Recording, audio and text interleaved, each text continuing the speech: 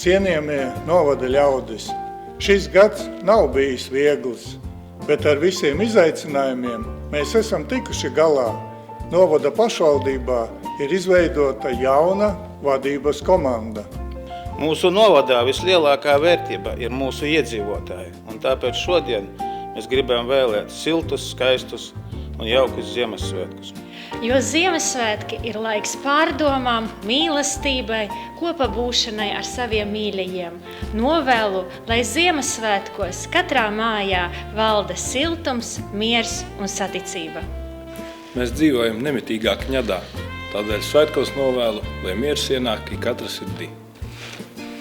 Kopā mēs spējam vairāk, tāpēc cilvēku iesaiste, savstarpējs atbalsts un uzticēšanās ir bijis mūsu lielākais spēks.